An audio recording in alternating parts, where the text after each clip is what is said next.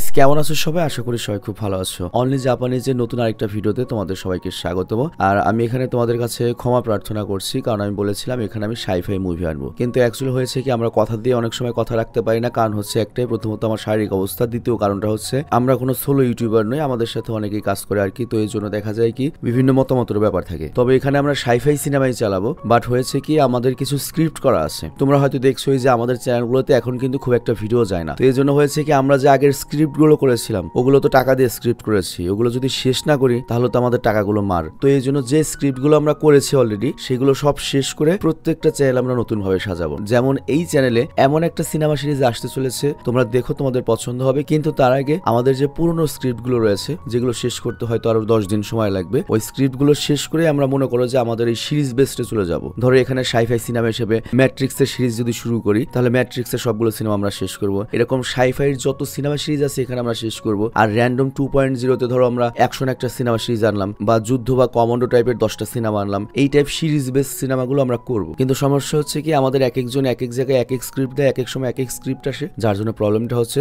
But এখন থেকে কন্টেন্টের পুরো দায়িত্ব আমি নিয়ে নেব। যদিও এরকম দায়িত্ব অনেকবারই নিয়েছি কিন্তু শরীরে কোলায় না, যার জন্য দেখা যায় আবার ওদেরকে দায়িত্ব ফেরত দিয়ে দিই। বাট এইবার আমি চেষ্টা করবো ইনশাল্লাহ। তো কথা দিয়ে কথা রাখতে পারি না, এর জন্য তোমরা প্লিজ আমাকে ক্ষমা করবে। তো যাই হোক, আজকে আমরা যে সিনেমাটি সম্পর্কে জানবো এই সিনেমাটির নাম হচ্ছে AOS স্টেশন। সিনেমাটি এসেছিল 2021 সালে। এটা একটা দক্ষিণ কোরিয়ান রোমান্টিক ট্র্যাজেডি সিনেমা। মানে সিনেমা রোমান্টিক হলেও এর কাহিনীটা শেষ হবে একটু কষ্ট দিয়ে, মোটামুটি ভালো কষ্ট দিয়ে শেষ হবে আর কি। আর গাইস, ভিডিওটা স্টার্ট হওয়ার পূর্বে একটা অ্যানাউন্সমেন্ট রয়েছে, সেটা হচ্ছে আমি একটা গেমিং চ্যানেল খুলেছি। নর্মালি আমি যখন ফ্রি থাকি তখন আমি পিসি গেমস খেলি। তো এই পিসি গেমস গুলোই আমি রেকর্ড করে তোমাদের জন্য ইউটিউবে আপলোড করেছি, যাতে আমি গেম খেলে যে মজাটা পাচ্ছি তোমরা দেখেও ঠিক একই রকম মজা পাও। তো আমি ডিসক্রিপশন এবং পিন কমেন্টে ওই গেমিং চ্যানেলের লিঙ্ক দিয়ে দিয়েছি, তোমরা অবশ্যই গেমিং চ্যানেলটা এই ভিডিওটা দেখার পরে ঘুরে এসো। আর ভিডিও দেখার পর আমি আবারও মনে করে দেবো ওই গেমিং চ্যানেলের কথা, সমস্যা নেই। তো যাই হোক, এখানে একটা ব্রেক রয়েছে, তোমরা যাও ডিসক্রিপশনে, ওখান থেকে ডুরাশনে ক্লিক করে মূল ভিডিওতে যাও, ঠিক আছে? বিজ্ঞাপন দেখার দরকার নেই। আর ভিডিও শেষে আমি মনে করিয়ে দেবো ওই গেমের চ্যানেলের কথা। হ্যালো বন্ধুরা, আজ আমরা এমন একটি অ্যাপ সম্পর্কে তোমাদের বলতে চাই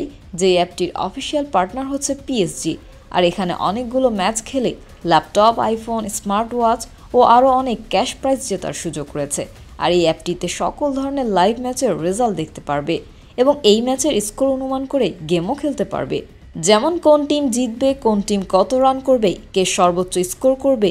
এছাড়া বিভিন্ন ধরনের গেম রয়েছে, সেগুলো খেলেও ইনকাম করতে পারো। আর রেজিস্ট্রেশনের সময় আমাদের যে প্রোমো কোডটি রয়েছে OLOG1, এটা ব্যবহার করলে প্রথম ডিপোজিটে 26,000 টাকা পর্যন্ত বোনাস পেতে পারো। আর এই টাকা তুমি খুব সহজেই বিকাশ, ব্যাংক এবং অন্যান্য সহজ পদ্ধতির মাধ্যমে উঠাতে পারো। তো আর দেরি কিসের? ডেসক্রিপশনে প্রোমো কোড এবং পিন কমেন্টে প্রোমো কোড সহ সাইন আপ লিঙ্ক রয়েছে, সেটা ব্যবহার করো এবং ক্যাশ প্রাইজ জিতো।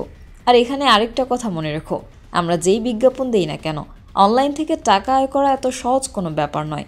তোমরা কোনো আর্থিক ক্ষতির সম্ভাবনা রয়েছে এমন কোনো ওয়েবসাইটে যাবে না। তো চলো এবার মূল ভিডিওতে চলে যাই। তো যাই হোক, AOS স্টেশন গল্পটি হচ্ছে সাং এবং জিয়া নামে দুই বন্ধুর। এখানে ছেলের নাম হচ্ছে সাং আর মেয়ের নাম হচ্ছে জিয়া। আর তারা প্রাইমারি স্কুল থেকে একসাথে পড়ালেখা করেছে এবং ছোটবেলা থেকে খুব ভালো বন্ধু হলেও আমাদের যে এখানে মেয়েটা রয়েছে, আই মিন জিয়া, সে মনে মনে আমাদের নায়ক সাংকে অনেক পছন্দ করত। তো একদিন জিয়া ক্লাসরুমে বসেছিল আর তখন সাং মাঠে দাঁড়িয়েছিল। তো জিয়া দূর থেকে সাংকে দেখে এবং ওদের দুজনের একটা স্ক্রেচ বানায়। আর কিছুক্ষণ পরে জিয়া লক্ষ্য করে যে সাং বেহুশ হয়ে পড়ে গিয়েছে। তো এটা দেখেও দৌড়ে ক্লাস থেকে বেরিয়ে যায়। আর জিয়াকে এইভাবে বেরিয়ে যেতে দেখে জিয়ার সবচেয়ে ঘনিষ্ঠ বন্ধু হায়নও তার পিছু পিছু চলে আসে। আর তারপর সাংয়ের আরেক ঘনিষ্ঠ বন্ধু জিন, সে তাকে স্কুলের মেডিকেল রুমে নিয়ে আসে। তো কিছুক্ষণ পরে সাংয়ের জ্ঞান ফিরে আসে আর তখন মেডিকেল স্টাফ ওকে বলে তোমাকে ভালো কোনো ডাক্তার দেখানো উচিত। তো যাই হোক, সাংয়ের সাথে জিয়াও যাচ্ছিল ডক্টরের কাছে। বাট রাস্তায় সাং জিয়াকে বলে এত সুন্দর একটা মৌসুমে আমার ক্লাসের মধ্যে বসে থাকতে ভালো লাগে না, আমার ক্লাস না করে বাইরে খেলাধুলা করতে বেশি ভালো লাগে। আর তখন জিয়া ওকে উল্টো প্রশ্ন করে তুমি কি মোটেও পড়ালেখা করতে চাও না? সাং তখন বলে তুমি যেমনটা ভাবছো বিষয়টা এমনও নয়, আসলে আমি একদিন সবকিছু ভুলে যাব, কারণ আমারও আমার মায়ের মতো মেমোরি লস ডিজিজ বা অ্যালজাইমার রয়েছে এবং আমার মা মারা যাওয়ার আগে আমাকেই ভুলে গিয়েছিল। ঠিক সেভাবেই আমিও পুরো পৃথিবীকে একদিন ভুলে যাব। বাট জিয়া তখন বলে তুমি একটু বেশি চিন্তা করছো, আমাদের বর্তমানের দিকে বেশি ফোকাস করা উচিত, কারণ ভবিষ্যতে কি হবে সেটা আমরা কেউ জানি না। তো এরপর অনেক বছর কেটে যায়, প্রায় 7 বছর। বছর আর জিয়া বর্তমানে একটা কোম্পানিতে জব করছে আর তার একটা বয়ফ্রেন্ড রয়েছে যার নাম হচ্ছে ডং। তো যাই হোক, এখানে বাংলাদেশে যদি সিনেমা হতো তাহলে 7 বছরে নায়ক নায়িকাকে অনেক বুড়ি দেখানো হতো, বাট বুঝতে হবে এটা কোরিয়া।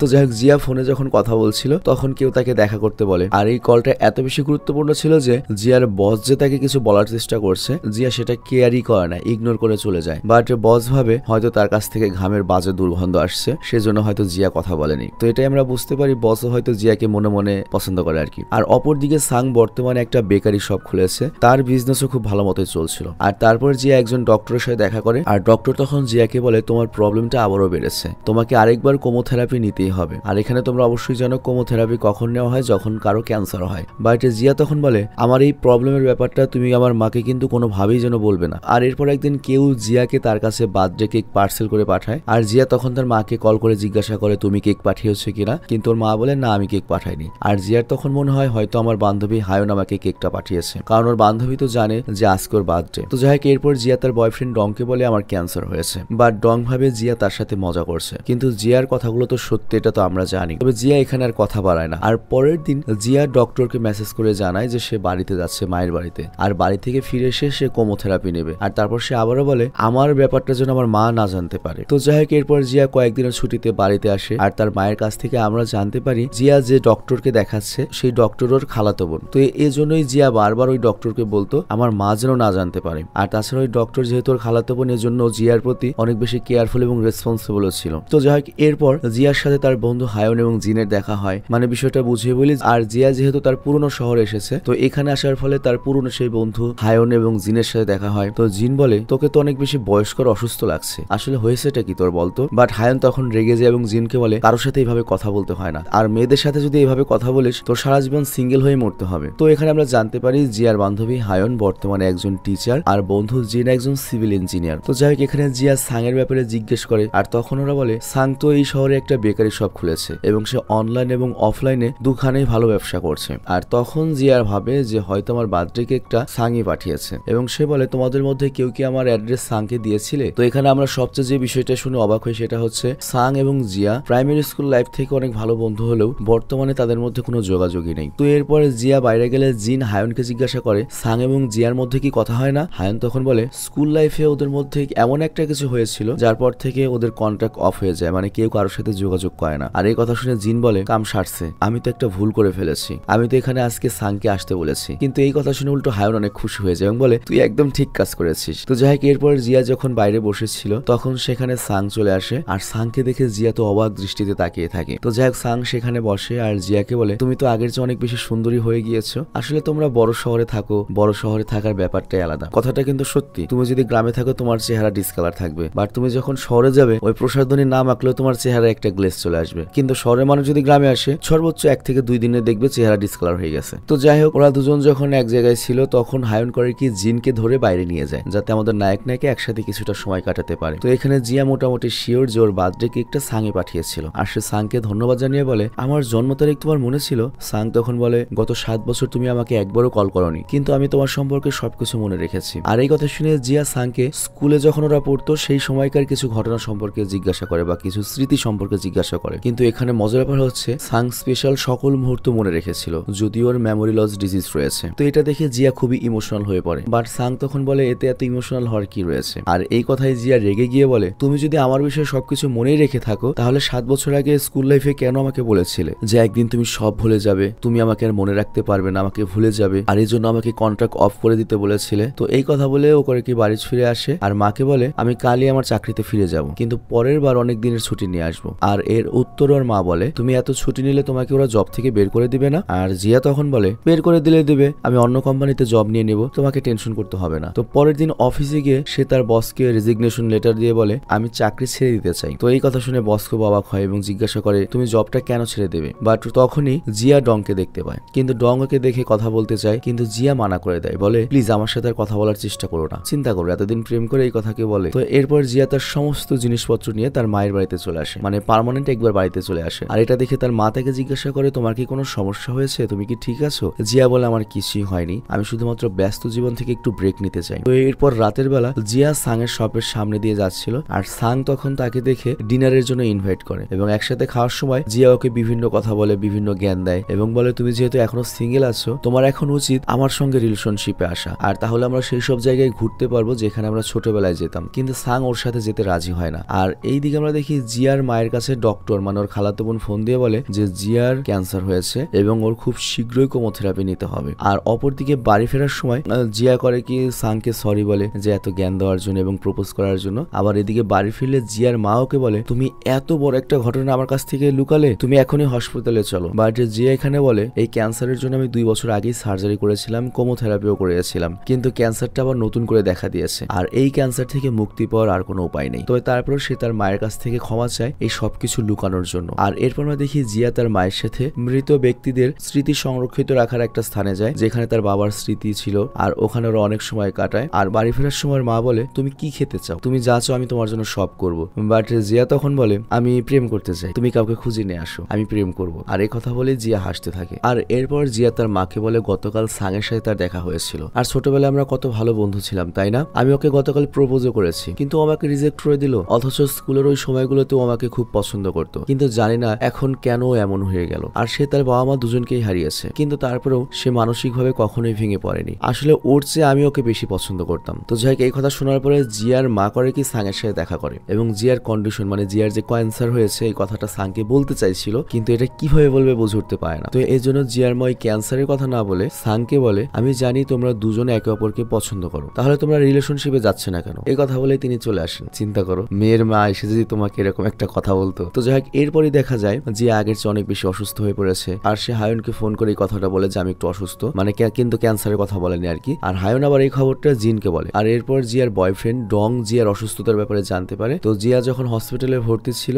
তখন ওকে দেখার জন্য হায়ন এবং জিন আসে। আর কিছুক্ষণ পরে ডংও ওই মেইন শহর থেকে জিয়াকে দেখতে চলে আসে এবং সে জিয়াকে আরো উন্নত চিকিৎসার জন্য শহরে নিয়ে যেতে চায়, কিন্তু এখানে ওর বয়ফ্রেন্ড তো আর জানে না যে ওর ক্যান্সার হয়েছে। তো জিয়া এরপর ওর বয়ফ্রেন্ডকে সত্যি কথাটা বলে যে আমার ক্যান্সার হয়েছে, 2 বছর আগে সার্জারি করিয়েছিলাম, এখন আর কোনো লাভ নেই, আমার হাতে খুব বেশি সময় নেই, কিন্তু এই লাস্ট সময়টা আমি ফ্যামিলি এবং বন্ধুদের নিয়ে কাটাতে চাই, আমার যা ইচ্ছে তাই করতে চাই। মানে ওর বয়ফ্রেন্ডের কাছে কমিটেড আর থাকতে চায় না। তো জিয়ার এই কথাগুলো সাং বাইরে থেকে আবার শুনতে পায় আর সে খুবই কষ্ট পায়, কারণ 2 দিন আগেই তো জিয়া ওকে প্রপোজ করেছিল কিন্তু জিয়াকে ও ফিরিয়ে দিয়েছে। হয়তো জিয়ার ওটা শেষ ইচ্ছা ছিল যে ওর সাথে লাস্ট সময়গুলো কাটাবে। তো এগুলো ভেবে সাং করে কি জিয়ার সাথে দেখা না করেই বেরিয়ে যায়, আর সে নিজেকে ক্ষমা করতে পারছিল না। আর অপরদিকে জিয়ার মা ডক্টরের সাথে কথা বলছিল, যিনি বলেন জিয়াকে আরেকবার কেমোথেরাপি দেওয়া উচিত। আর তখন জিয়া রেগে যায় এবং ওকে এসে বলে আমার জায়গায় হলে তুমি কি করতে, তুমি জানোই মারা যাবো, কোনো লাভ নেই। আর এরকম একটা সিচুয়েশনে এসে তুমি নিশ্চয়ই পরিবার এবং বন্ধুদের সাথে সময় কাটাতে চাইতে, লাস্ট দিনগুলো শান্তিতে কাটাতে চাইতে তাই না, তো তুমি যেটা করতে ওটা আমাকে করতে দাও। আর এই কথা বলে সে তার মাকে নিয়ে বাড়িতে চলে আসে। আর পরের সিনে জিয়া এবং সাং একটা লেকের পাড়ে দাঁড়িয়ে কথা বলছিল, আর তখন সাং করে কি উল্টো জিয়াকে প্রপোজ করে। আর এই কথা আবার জিন শুনতে পায় এবং সে সবাইকে চিল্লিয়ে বলে দেয়। আর এখানে ওরা রিইউনিয়ন করছিল আর কি, ওদের ক্লাসের সব বন্ধুরা পুরনো বন্ধুরা এক জায়গায় হচ্ছিল, মানে ওর ক্লাসের পুরনো বন্ধুরা এক জায়গায় হয়েছিল। তো যাই হোক, এর পরের সিনে আমরা দেখি সাং জিয়াকে তার দোকানে নিয়ে যায়, যেখানে সাং এবং তার বন্ধুরা মিলে জিয়ার জন্য সারপ্রাইজ রেডি করে রেখেছিল এবং শপে ঢুকেই সাং জিয়াকে বিয়ের জন্য প্রপোজ করে। বাট জিয়া তখন বলে তুমি কি পাগল, গতকালই তুমি আমাকে প্রপোজ করলে, গার্লফ্রেন্ড বানালে, আজকেই বিয়ের জন্য প্রস্তাব করে দিলে। সাং তখন বলে কি বলো তুমি, এটা গত 20 বছর ধরে আমরা একে অপরের সাথে রয়েছি, একে অপরকে পছন্দ করি, আমরা চাইলে যে কোনো সময় বিয়ে করতে পারি এবং গত 7 বছরও আমি খালি তোমার কথাই ভেবেছি। বাট জিয়া তখন বলে আমি তো তোমার কথা ভাবিনি, স্কুলের সময় আমরা অনেক ছোট ছিলাম, তাই ওই পাগলমে এখন আর করো না। বাট সাং তার সিদ্ধান্ত নড়চড় করে না এবং সে বলে তুমি এত কিসের জন্য ভয় পাচ্ছ, আমি তোমাকে ভুলে যাবো এই জন্য, নাকি তোমার কাছে খুব বেশি আর সময় নেই এই জন্য। বাট এই কথা শুনে জিয়া রেগে যায় যে সবার সামনে এই কথাও কেন বললো। আর তাছাড়া জিয়ার যে ক্যান্সার হয়েছে এটা তো এখানের কেউ জানে না। তো যাই হোক, জিয়া করে কি বাড়ি এসে ওর মায়ের উপর খুব রাগে এবং ও মনে করে ওর মাই হয়তো ক্যান্সারের ব্যাপারে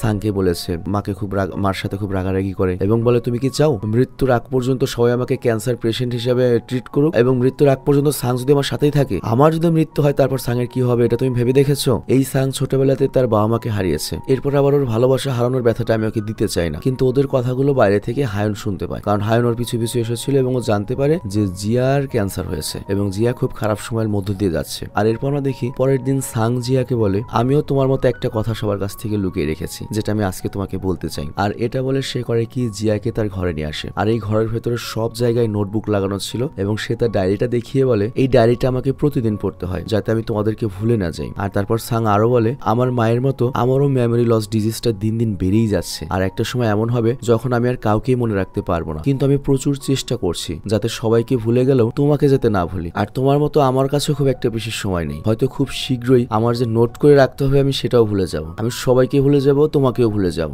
আর এর জন্য আমি এত বছর পরে আমি তোমার বার্থডেকে একটা তাড়াতাড়ি পাঠিয়ে দিয়েছি, কারণ হয়তো পরের বছর আমি তোমাকে আর মনেই রাখতে পারবো না। আর তখনই জিয়ার মনে পড়ে যায় সাং একদিন বলেছিল যে ওর মা শেষ পর্যায়ে এসে ওকেই ভুলে গিয়েছিল। আর বুঝতেই পারছো, তুমি যদি সব ভুলেই যাও সেটা মারা যাওয়ার মতো সমানই ব্যাপার। ধরো এতদিন আমি ইউটিউবিং করেছি, তোমাদের সাথে এত স্মৃতি বা আমার এত পরিচিত মানুষ আছে, আমি যখন সব ভুলে যাব তখন তো আমি পাগল হয়ে গেলাম। আর পাগল হওয়ার চেয়ে মরা অনেক ভালো। তো এইসব কথা ভেবে জিয়ার অনেক মন খারাপ হয় এবং মন খারাপ করে চলে যেতে থাকে। বাট সাং তখন ওকে পেছন থেকে ডেকে বলে, আমরা কেন এক হতে পারবো না? তুমি কি আমাকে বারবার রিজেক্ট করে দিবে? সমস্যা না, আমি তোমাকে বারবার প্রপোজ করে যাব, কারণ আমি এমনিতেই সব ভুলে যাই। আর আমি যদি কোনো কিছু লিখে না রাখি সেটা এমনিতেই ভুলে যাব। তো এই জন্য তোমার রিজেকশন গুলো আমি লিখে রাখবো না, আমি লিখে রাখবো এটা যে তোমাকে প্রপোজ করতে হবে। আর এই কারণে আমি বারবার তোমাকে প্রপোজ করবো, আর রিজেকশন গুলো আমি এমনিই ভুলে যাব। আর তখন জিয়া বলে, আসলে আমি তোমাকে আর কষ্ট দিতে চাই না। সাং তখন বলে, তাতে কি, এক সময় তো আমি এটাও ভুলে যাবো যে কষ্ট কি জিনিস, তো তুমি এসব নিয়ে চিন্তা করো না। কিন্তু তারপরেও জিয়া ওকে মানা করে দিয়ে চলে যায়। কিন্তু বাসা ওর মা ওকে বোঝাচ্ছিল, তুই ওকে একসেপ্ট করছিস না কেন? জিয়া তখন বলে, বাবার মৃত্যুর পরে আমি তো তোমার সাথে ছিলাম, কিন্তু আমার মৃত্যুর পরে সাংয়ের সাথে কে থাকবে? ও তো একেবারে একা হয়ে যাবে, ওকে এই কষ্টটা সহ্য করতে পারবে? ওর মা তখন বলে, তুই অসুস্থ হওয়ার আগেও তোকে পছন্দ করতি, আর ও তোকে পছন্দ করতো, আর তখন থেকেই তোর একা থাকার অভ্যস্ত, হোক সেটা অল্প দিনের জন্য, কিন্তু তারপরেও তোদের একা হওয়া উচিত, তাহলে তোদের আর কোনো অপূর্ণতা থাকবে না। আর আমার মনটা একটু শান্তি পাবে যে আমার মেয়েটা মারা যাওয়ার আগে একটু শান্তি পেয়ে মরেছে। তো মায়ের এই কথা শুনে জিয়া কান্নায় ভেঙে পড়ে। ও বুঝতে পারছে না ও কি করবে, কারণ 7 বছর আগে সাং ওকে রিজেক্ট করে দিয়েছিল।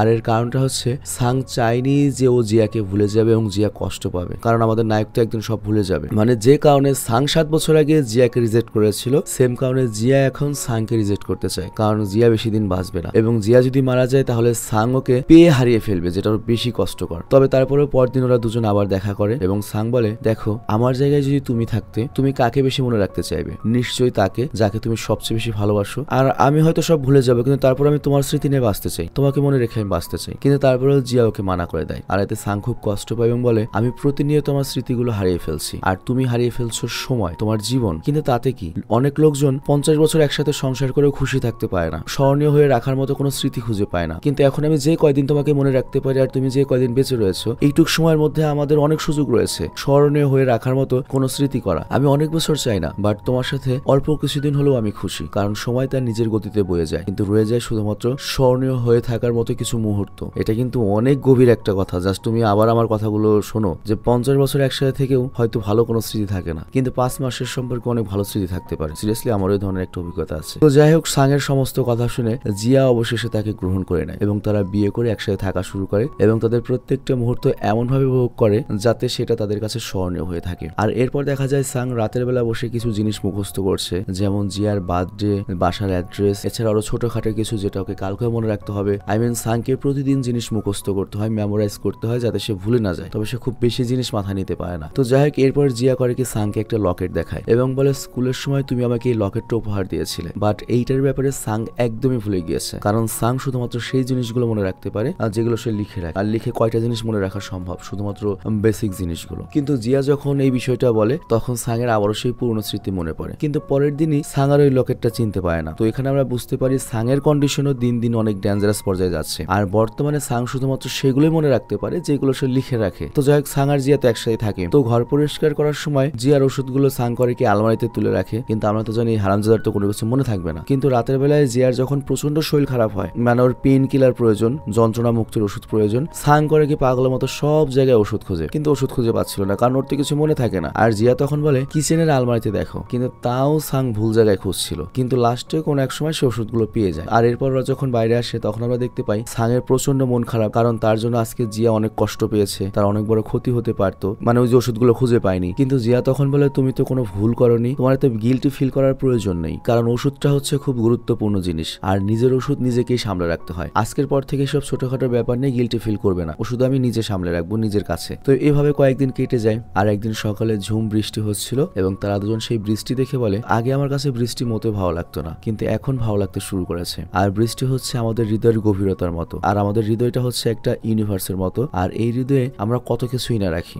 মানে এখানে বোঝানো হয়েছে একটা হৃদয় কিন্তু অনেক বিশাল। মনে করো একটা হৃদয়ে ভালোবাসা, রাগ, মানে অনেক ধরনের জিনিস থাকে, একটা ইউনিভার্সের মতো, মানে অনেক কিছু জায়গা হয়, এটা বোঝা যাচ্ছে আর কি। তো যাই হোক, এরপর সাং বলে, আচ্ছা আমাদের ইমোশন এবং মেমোরি গুলোকে আমরা কি আলাদা করতে পারবো? কারণ মেমোরি গুলো তো আমি আস্তে আস্তে ভুলে যাব, কিন্তু ইমোশন গুলো যদি থেকে যায় তাহলে সেটাই হবে আমার সবচেয়ে বড় পাওয়া। আর জিয়া তখন বলে, হ্যাঁ ইমোশন গুলো হয়তো অবশ্যই থেকে যাবে, কারণ ইমোশন থাকে হচ্ছে হৃদয়ে, মস্তিষ্ক নয়। তো এরপর জিয়া সাংয়ের ডায়েরি ডায়েরিটা পড়ে, যেখানে সাং এর পছন্দের কিছু খাবারের নাম ছিল, তার মধ্যে ছিল আইসক্রিমের নাম সবার উপরে। আর তখনই জিয়ার এটা দেখে আইসক্রিম খাওয়ার ইচ্ছে হয়, আর সাং আইসক্রিম আনতে চলে যায়, কিন্তু ফেরার সময় ও রাস্তা ভুলে যায়। এমনকি সাং তার ডায়েরিটা নিতেও ভুলে গিয়েছিল, ওই ডায়েরি দেখেই তো বাড়ি ফিরে আসে। তো কি করবে বুঝে উঠতে পারছিল না। আর অপরদিকে জিয়াকে ওর মা দেখতে আসে, আর এই সময় জিয়া যন্ত্রণায় ছটফট করছিল। আর তখনই জিয়াকে হসপিটালে নিয়ে যাওয়া হয়। আর ওইদিকে সাং প্রচন্ড হতাশ হয়ে একটা জায়গায় বসেছিল, বুঝতেই পারছো ওর অ্যাড্রেসই মনে নেই, এমনকি সাং তার ফোনটাও বাসায় ভুলে রেখে এসেছিল। আবার এইদিকে কোথাও খুঁজে না পেয়ে জিন করে কি সাং এর বাসায় যায়, এবং সাং সামহাও তার বাড়ি পর্যন্ত কোনো রকমে ফিরে এসেছে, কিন্তু অনেক দেরিতে। তো সাং বাড়ি এসে যখন জিয়াকে ঘরে দেখে না, তখন জিনকে জিজ্ঞাসা করে তুই এখানে কি, আর কি ব্যাপার? জিন তখন বলে তাড়াতাড়ি আমার সাথে চল। সাং বলে কেন, কি হয়েছে? জিন তখন কেঁদে বলে জিয়া আমাদের ছেড়ে চলে গিয়েছে। সাং তখন বলে কোথায় গিয়েছে, চুপ করে আছিস কেন, কান্না করছিস কেন? আর তখন সাং এর ব্রেন ক্যাচ করে যে জিয়া আর নেই, এবং সাং এর চোখ দিয়ে পানি বেরিয়ে আসে। আর তারপর বেশ কিছু সময় কেটে যায়, সাং এখনো জিয়ার স্মৃতিগুলো প্রতিদিন মনে করে যাচ্ছে। আর তারপর হঠাৎ ওর মনে পড়ে জিয়া ওর জন্য মাটির নিচে কিছু একটা পুঁতে রেখেছিল এবং বলেছিল মৃত্যুর পরে সেটা বের করতে। তো এরপর সাং করে কি মাটির নিচ থেকে সেগুলো বের করে আনে, আর ওখানে ছিল সাং এর দেওয়া সেই লকেট এবং একটা মোবাইল ফোন। আর ওই ফোনে জিয়া সাং এর জন্য একটা ভিডিও মেসেজ রেখে গিয়েছিল। তো ওই ভিডিওটা প্লে করার পর আমরা দেখতে পাই জিয়া বলছে সাং তুমি যদি ভিডিওটা খুঁজে পাও তার মানে আমি এখন নেই। আর এই কথাগুলো সবসময় মনে রাখবে যে লাইফে কখনো তোমার মেমোরি হারিয়ে ফেলার ভয়ে তুমি থাকবে না। আমাদের সবার ভেতরে নিজস্ব একটা জগৎ রয়েছে, যেটা হচ্ছে আমাদের হৃদয়। আর আমাদের লাইফে আমরা যাই করি না কেন সবকিছুই হৃদয়ে রয়ে যায়। তোমার মস্তিষ্ক থেকে সবকিছু মুছে গেলেও তোমার হৃদয় কিন্তু থেকে যাবে, আর আমিও সেই হৃদয় থেকে যাব। আর তোমার মতো আমিও শেষ মুহূর্তে এসে ঠিক তোমার কথাই ভাববো। তুমি কি জানো তোমার সাথে কাটানো কয়েকটা দিন আমার কাছে মনে হয়েছিল কয়েক বছরের খুশির চাইতে অনেক বেশি কিছু। আর এই সবকিছুর জন্য তোমাকে ধন্যবাদ, ধন্যবাদ সেরা কিছু মুহূর্ত উপহার দেওয়ার জন্য। আর তোমাকে অনেক ধন্যবাদ এত কষ্ট করে আমাকে মনে রাখার জন্য। আর আমি তোমাকে কখনো একটা কথা বলিনি যে কথাটা আমি ছোটবেলা থেকেই বলতে চেয়েছিলাম, I love you, I love you, I love you song. তো যাই হোক, এখানে সিনেমাটা শেষ হয়। আর তারপর সিনেমার এন্ড ক্রেডিট সিনে আমাদের দেখানো হয়, আই মিন সিনেমার লাস্টে একজন বৃদ্ধ লোককে, যার কাছে জিয়ার সেই লকেটটা ছিল এবং ওই লকেটের মধ্যে জিয়ার ছবি লাগানো ছিল। আর এটা দেখে আমরা বুঝতে পারি এই বৃদ্ধ লোকটাই হচ্ছে সাং, এবং সে এখনো জিয়াকে তার স্মৃতি থেকে মুছে যেতে দেয়নি, এবং সে এখনো জিয়ার স্মৃতি নিয়েই বেঁচে রয়েছে। আর এরপর আমাদের স্কুলের সেই পুরনো একটা সিন দেখানো হয়, যেখানে জিয়া জিজ্ঞাসা করছে সাংকে, আচ্ছা তুমি তো সবকিছু ভুলে যাবে, কিন্তু তখন তুমি শুধুমাত্র কাকে মনে রাখতে চাইবে? সাং তখন বলেছিল কেন, তোমাকে। আর জিয়াকে একই প্রশ্ন করে সাং, আর জিয়াও এখানে সাং এর কথাই বলেছিল। আর এখানে এই সিনেমাটি শেষ হয়ে যায়। তো যাই হোক, এটা কিন্তু অসম্পূর্ণ ভালোবাসার গল্প নয়, ভালোবাসা কিন্তু পূর্ণতা পেয়েছিল, কিন্তু অল্প সময়ের জন্য। তো যাই হোক, আমি বিদায় নিচ্ছি। সিনেমাটি তোমাদের কাছে কেমন লেগেছে কমেন্ট অবশ্যই জানাবে। আর আগের যে স্ক্রিপ্টগুলো আছে ওগুলো আমি শেষ করে দিই, তারপর আমি নতুন ভাবে আবার শুরু করব। তবে আমার কাছে মনে হচ্ছে আগের স্ক্রিপ্টের সিনেমাগুলো তোমার কাছে খুব একটা খারাপ লাগছে না, আমার যেটা মনে হয়। সিনেমাটা মনে হয় না তোমাদের কাছে খারাপ লেগেছে, রাইট? কমেন্টে অবশ্যই জানিও। তবে তোমাদের একটা কথা বলি, জীবন কিন্তু সিনেমা না, আমি কাউকে ছোট করছি না, তবে তোমরা কিন্তু ওই যে জেনে শুনে মৃত্যু পথযাত্রী কারোর সাথে ইমোশনে জড়িও না, জীবন খুব ভয়ঙ্কর জিনিস। তবে এখানে আবার একটা কথা বলতেও হচ্ছে, আয়কর মানুষদের মতো আমাদের ভেতরে এত ইমোশন এত মায়া আসলে নেই। আজকে যদি বউ মরে তার 7 দিন পরে সে যাবে পতিতালয়, আমরা এখন এই জেনারেশনে আছি। আর জামাইয়ের তো মরতেই হয় না, জামাই বিদেশ গেলেই যথেষ্ট। তো আমাদের মধ্যে এত ইমোশন নেই, আমাদের এত সমস্যা হবে না। মানুষের ভালোবাসা মায়া আস্থাই কমে গেছে। তো যাই হোক, আমি বিদায় নিচ্ছি, ভালো থেকো, আল্লাহ হাফেজ। আর ভিডিও শেষ করার আগে আমি আবারও মনে করিয়ে দিতে চাই আমার নতুন যে একটা গেমিং চ্যানেল তৈরি করেছি, পিসি গেমিং চ্যানেল, সেই চ্যানেলটার ব্যাপারে। আর এটা এমন একটা চ্যানেল, এখানে তুমি একবারে টিভি সিরিজ বা সিনেমা দেখার মতো একটা মজা পাবে, পুরো সিনেমেটিক ফিল পাবে। এই গেমগুলোর এত সুন্দর স্টোরি হয়ে থাকে, আমি যখন গেমগুলো খেলবো তো মনে হবে তুমি নিজেই গেমগুলো খেলছো, মানে অন্যরকম একটা ভাইব পাবে। এবং আমাকে যারা কখনো দেখোনি তারা এই গেমে দেখতে পাবে আমাকে, কারণ এই গেমে আমি ফেস ক্যাম দিয়ে গেম প্লে রেকর্ড করেছি। তো আমি তোমাদেরকে রিকোয়েস্ট করবো অন্তত 2-3টা পর্ব ধৈর্য নিয়ে দেখার জন্য। আর এখনো পর্যন্ত মাত্র একটা পর্ব সেখানে আপলোড হয়েছে, তো প্রথম পর্বটা একটু তোমরা ধৈর্য নিয়ে দেখো এবং কমেন্ট করো কেমন হয়েছে, এরপর আরো কোন ধরনের গেম তোমরা চাও সেটাও কমেন্টে জানাবে, ঠিক আছে? তো আমি বিদায় নিচ্ছি। আর গেমিং চ্যানেলটা অবশ্যই ঘুরে এসো, ডিসক্রিপশন এবং পিন কমেন্টে আমি লিঙ্ক দিয়ে দিয়েছি। ওয়াকফি মানে লাস্ট একটাই জানালাম আর কি, একটা প্রাণী মারছি এরকম একটা। এই কিসের শব্দ? বাঘ! কিন্তু আমার তো কন্ট্রোল নাই, এটা স্টোরির অংশ। দূর দিবার না করছে কিন্তু ডেঞ্জারাস বাঘ, তো আমি তো গেছিলাম তো তারপর টু ডেঞ্জারাস ভাই, এটা তো একবারে ডেঞ্জারাস রে ভাই, মানে প্রাগাদেশ। ও আমাদের বস ডেলসো তো অ্যাটাক করছে, মনে হয় শেষ, ও শেষ। ডেলসো বাঁচা নেবে আমাদের এবার। তারপরে আমি হাতে টাকার কি কি কি করব, কি পিছনে তো নিচে তো ভাই খারা পাহাড় ভাই, মরতে হইব ভাই, এটা তো কোনো লক্ষণই নাই। ও পাহাড় এই থেকে বাঁচার জন্য পাহাড় থেকে লাভ, বাট আমার হাতে এখনো কন্ট্রোল না, এখনো গেম স্টোরি মোডে চলতে, গেমের স্টোরি মোডে ভাই। লেটা বেটা সাবারি কি একবারে সাবারি গিরগিরে গেম শুরু হয়ে গেছে।